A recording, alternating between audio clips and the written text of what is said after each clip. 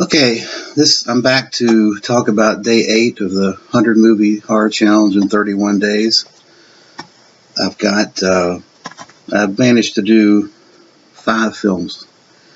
First up is this double feature Jeepers Creepers 1 and 2, and this is a MGM release. I know that Scream Factory has released both these out on new Blu-rays. I'm kind of comfortable with this release myself. I mean, I liked the movies. I give them a 6 or 7 out of 10. Both of them I thought were entertaining and interesting films, but I'm not sure I like them enough to double dip. And by the way, they have special features, quite a bit of special features on this disc. I haven't compared the special features of the two, but I may one day upgrade. I don't know.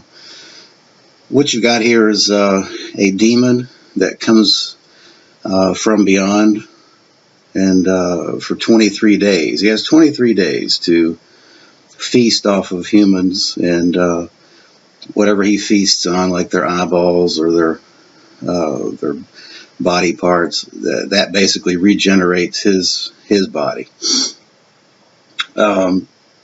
The demon in both these films is really good. Special effects are great. The story, I thought, in the first one was interesting, particularly the backstory with where the demon comes from and those type of things. I thought it was well done. The second one is quite a bit thinner because you've just got a storyline where you've got a group of 20-somethings or high school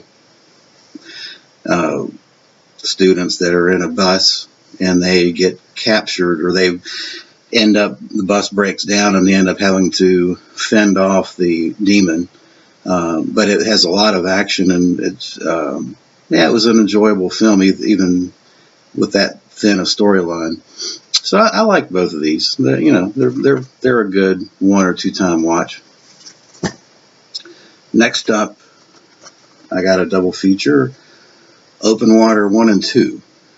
Now, Open Water 2, apparently the script was written about the same time as the first Open Water came out. And when the first Open Water came out and was such a huge success, they changed the name to piggyback the success of the first film. But this is not a sequel. It's simply a separate, individual, standalone storyline. Open Water is the story of a couple that goes diving in the Bahamas, Caribbean, and the boat captain miscounts and leaves them out in open water, essentially.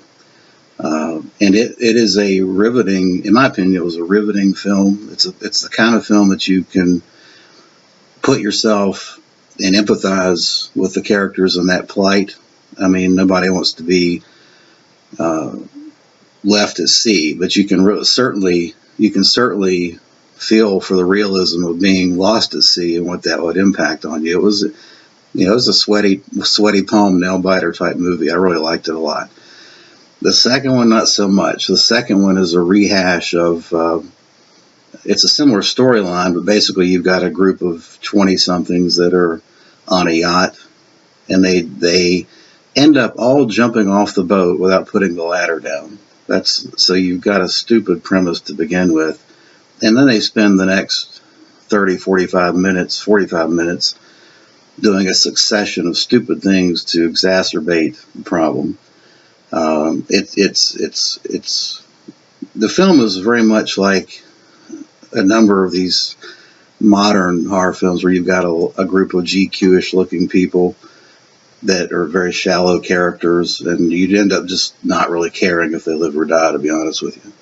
And the storyline and the plot doesn't help the situation at all. So yeah, that's a 4 out of 10. I didn't particularly like that.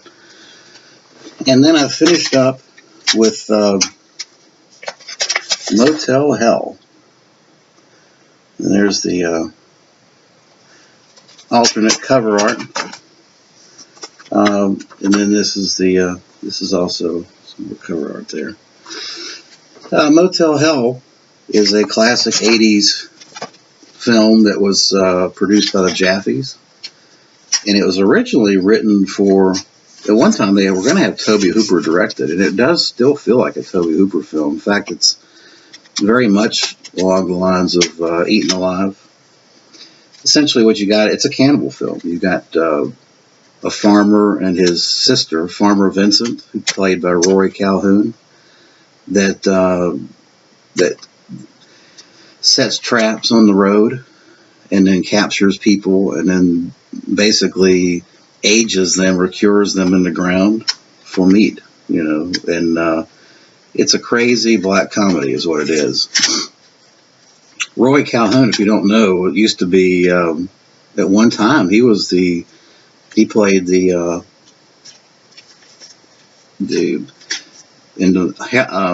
How to Marry a Millionaire with Marilyn Monroe. He was in that with her. So yeah, he's a interesting guy. He's very soft spoken, and he gives you a good blend of soft spoken grandpa type features, but then he's got that evil side as well.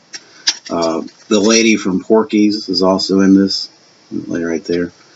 There's some back cover art. This little booklet is pretty awesome stuff. I've actually watched all the special features and the commentary, and it's a great release by Arrow.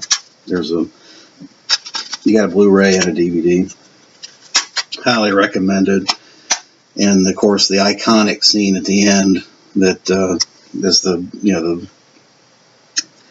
Roy puts on the pig hat and does battle with his ridiculous, goofy brother who's the sheriff, who's been living as a cannibal and eating human meat without knowing it for years. Once he finds out about it, he tries to put a stop to it, and there's this huge chainsaw battle a la like a samurai movie, really. But it's a great classic 80s cheese fest, and I recommend that quite a bit.